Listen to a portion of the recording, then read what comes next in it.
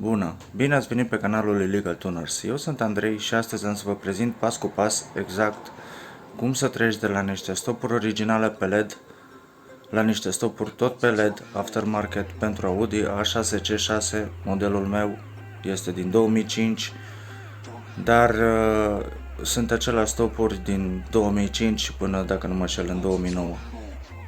Mai cu seamă cum să treci de la stopurile astea la stopurile astea.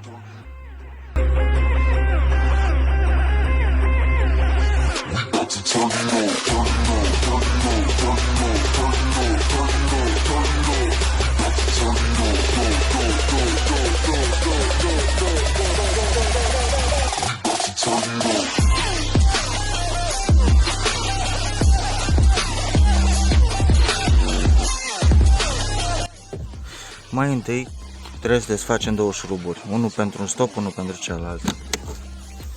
Unul dintre ele este aici, iar celălalt este în spate, aici. Acum, stopul meu este cu 7 pini, după cum puteți vedea aici. Deci 1, 2 și cu 5 7. Ca să înțelegem exact cum funcționează stopul acesta, cel mai bine ar fi să-l desfacem și să urmărim pinii. Stopul este foarte ușor de desfăcut, are numai 4 cleme, 2 pe parte, 2 pe alta și va arăta așa: o parte și a doua parte. Acum,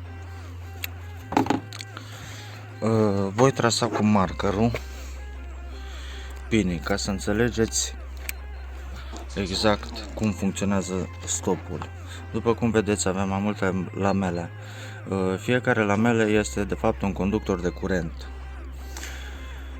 Asta înseamnă că va fi, pentru fiecare bec în parte este un plus separat și pe aceste stopuri avem un singur minus care merge la toate becurile. Vom trasa fiecare pin în parte, deci avem un X, că nu avem pin la primul, vom avea o linie, două X-uri, o linie, exact ca și aici. După aia, sub restul, linie pentru fiecare, pentru că există pin pentru fiecare. După cum vedeți, este exact ca aici. Primul pin va fi acesta.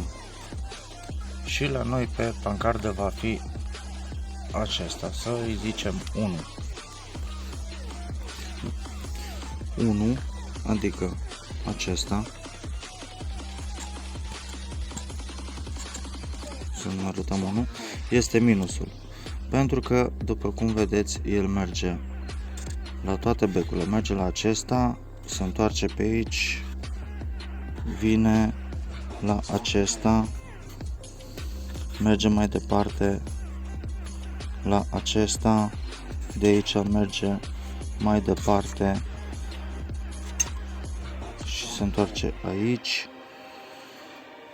Cum ziceam, el merge la absolut toate becurile pe care noi le avem. Deci avem pauză, pin, pauză, pauză, pin. Și avem la fel aici. Nu știu dacă se vede, pauză, pin, pauză, pauză, pin. Următorul pin, adică acesta, să-i spunem 2. 2 este plusul de pe stopul de frână, pentru că are doar această lamelă care vine pe aici, merge pe aici și se conectează în locul ăsta. Ăsta e conectorul de la plus de la frână și ăsta e conectorul cu minus tot de la frână. În momentul în care vom monta stopurile acestea, vedeți că avem aici un plus și aici un minus, care vor face conexiunea de la stopurile pe LED, stopurile de frână, mai bine zis, pe LED. Bun, după aia trecem la următorul pin, care este acesta. Cu alte cuvinte, va fi 3. Deci 3-ul și anume acesta are o singură lamelă care merge la becul acesta, este semnalizarea, iar acesta este mașalierul sau ceață. 1, 2 și 3. Toate 3 becurile acestea sunt becurile de la poziție 4, 5 și 6. 4, 5 și 6, toate 3 fac conexiune la astea 3 becuri de la poziție, de la stopuri. Și avem o lamelă care merge pe aici, vine pe aici și face conexiune cu primul bec. Avem a doua lamelă care merge pe aici și vine la al treilea bec la asta.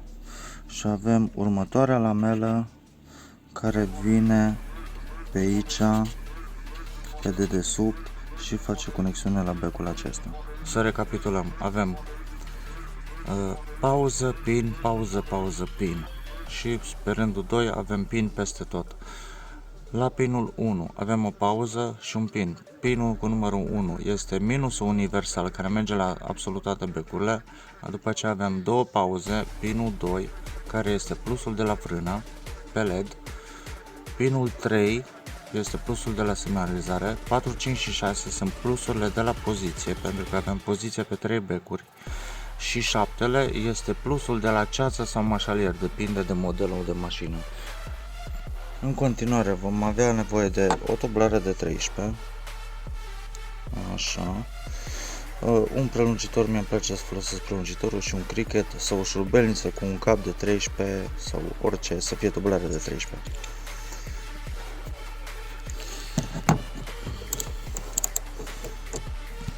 Primul șurub este aici și șurubul va arăta așa. Atenție la această garnitură. La unele mașini fiind mai vechi e deja coaptă și se va rupe. Această garnitură nu lasă să-ți intre apa pe după stop.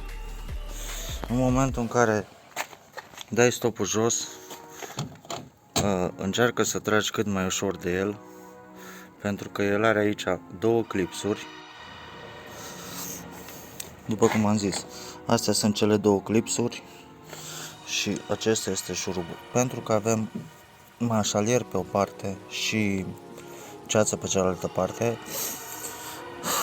avem un singur anulator de 256 și 3, 1, 2 și 3 de 197. Unde avem mașalier și ceață pe ambele părți, vor fi două anulatoare de 256 pe 1 sau pe ambele stopuri. Ca să începem cu începutul, vă voi arăta mai întâi pinii, să înțelegem. Roșu întotdeauna este plus. Va fi plusul de la frână. Negru va fi minusul universal care merge la toate. Cele 3 verzi de aici, așa, cele 3 verzi sunt poziția care este pe 3 becuri. Acesta galben este semnalizarea, iar acesta alb și albastru este mașalierul și ceața. În stopurile aftermarket ele vin împreună. Eu le-am tăiat și le-am separat. Voi lua fiecare bec în parte ca să se înțeleagă mai bine cablajul pe care l-am făcut. Ceea ce trebuie să ținem minte este că sus, adică acesta, va fi ceața. Aici, cel cu firul galben este semnalizarea, cel cu firul alb este mașalierul.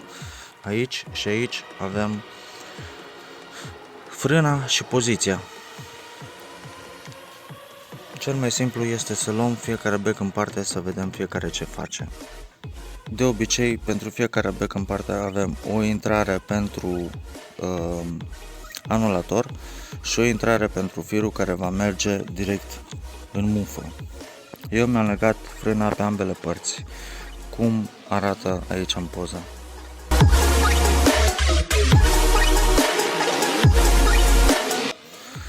Aia înseamnă că voi avea frână și aici și sus, unde trebuia să am ceață, și jos. Ceața mi-a legat-o pe becurile de mașalier, pentru că noaptea pe ceață un bec de mașalier se vede mult mai tare decât un bec pe LED roșu. Poate că am greșit, poate că nu, sincer nu mă interesează, prefer să fiu în siguranță decât să nu fiu. Oricum, eu nu prea folosesc stopurile de ceață, numai dacă este ceața foarte densă și atunci prefer să fiu văzut din timp decât să mă vadă în ultimul moment cu niște stopuri roșii.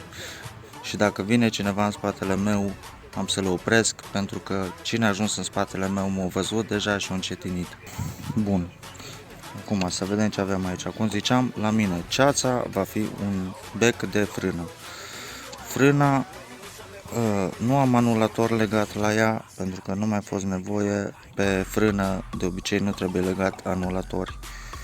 Și atunci de la becul acesta am tras fir până la cealaltă frână, care după cum vedeți, puteți vedea, nu are anulator, pentru că pe LED a fost și originalul, pe LED este și acesta. Și va avea numai firul de conexiune între ăsta și ăsta și firul care va merge direct în mufă. Firul roșu de aici, care este plusul de la frână, va merge în pinul cu firul roșu de aici. După aceea avem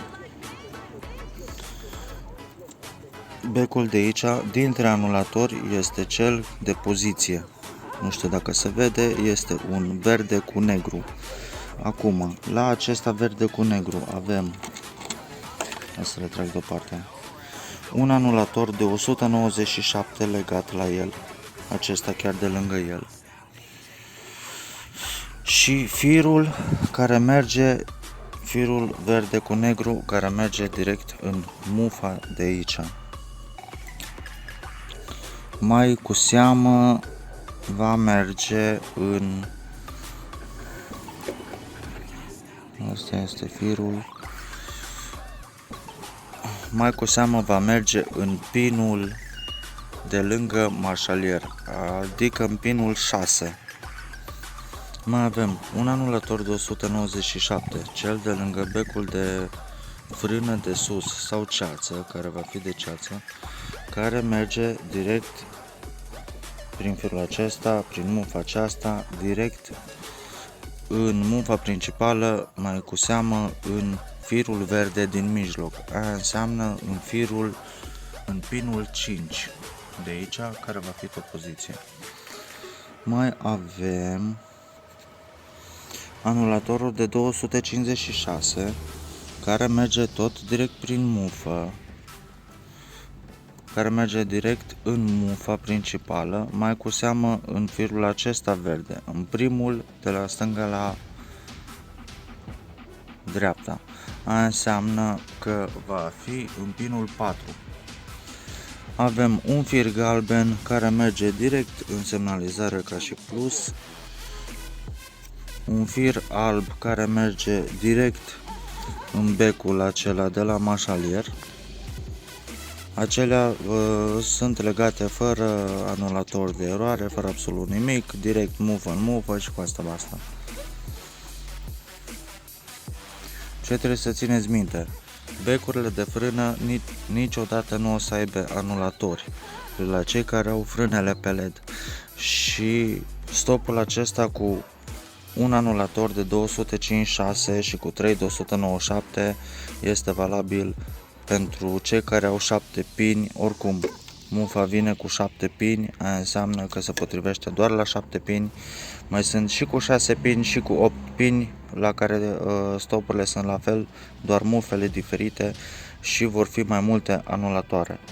Întotdeauna, asta ziceam, frânele, becurile de frână niciodată nu o să aibă legați anulatori, pentru că ele vin pe LED din fabrică. Eu, ca să am mașalier pe ambele părți, mi-am tras acest fir care vine pe sub cheader și merge până în partea cealaltă și așa mi-am făcut de am mașalier pe ambele părți ceață pe ambele părți. Mașalierul este alb, ceața este albă, frâna este și sus și jos și se vede foarte bine noaptea. Acesta a fost videoul explicativ cu stopurile aftermarket. Nu aveți cum să greșiți și nici nu mai trebuie să dați bani la mecanici, la electroniști, la electricieni ca să vă montați niște stopuri. Eu nu mi l-am făcut cu un prieten de-a meu.